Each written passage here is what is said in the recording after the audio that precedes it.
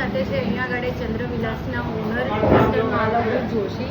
એ આ સંસ્થાને ઓન કરી રહ્યા છે. રેસ્ટોરન્ટની જે ચેન તમે કહી શકો જે વર્ષો જૂની છે, એમના મોઢે આપણે સાંભળીએ આનો ઇતિહાસ અને ફૂડનો ટ્રેન્ડ.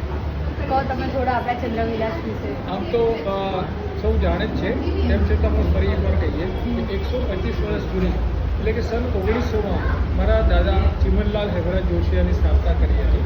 શરૂઆત કરી હતી ચાયથી. તો ચાય એટલી બધી ફેમસ થઈ તો 18,000 કપ ચાય પર ડે જતી હતી અને એના માટે એક બોઇલર બનાવવામાં આવેલું કે જેમાં ગરમ પાણી રહે.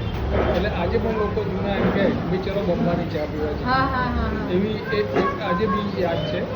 ત્યારબાદ ફાફડા શરૂ કર્યા.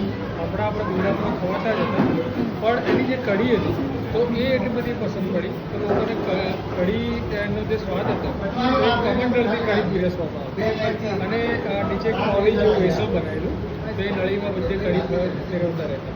ત્યારબાદ એની સાથે ચોખાની જલેબી, તો જે ફાફડા જલેબીનું કોમ્બિનેશન છે એ આપણે અહીંયાથી શરૂ થયેલું અને ખાસ કરીને દશેરાના દિવસે જે આજે લાઈનો લાગે છે એ પોઈન્ટ નોટ કરવા જેવો એ ટ્રેન્ડ પણ આપણે ત્યાંથી શરૂ થયેલ છે.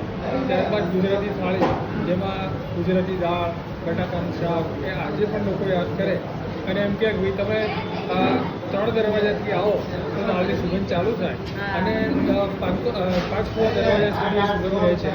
તો આવી એક સરસ એક વાત છે. એ ઉપરાંત 450 માણસોનો સ્ટાફ અહીંયા કામ કરતો. સવારે 5થી રાત્રે 11 વાગ્યા સુધી હોટલ ધમધમાટ ચાલતી.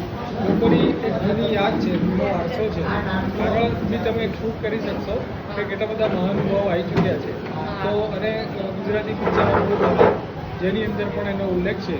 તો ગુજરાતી દાળ, ફાફડા જલેબી વગેરેનો ઉલ્લેખ છે. તો આવી બધી ઘણી બધી વાતો, ઘણા બધા સંસ્મરણો છે અને આપણો આ એક ઇતિહાસ છે જેને આપણે જાળવવાની આપણી સૌની ફરજ છે. Thank you. એક મારે વસ્તુ જાણવી હતી મારા પાસે. આ દરવાજો હું કેટલા ટાઈમથી જોઉં છું. આ આપણે સામે કોઈ 100 વર્ષ જૂનો છે આ દરવાજો. એનો ઇતિહાસ આપણા જે પૂરું મકાન હતું ને એમાં જૂના મકાનો જૂના જ હતા.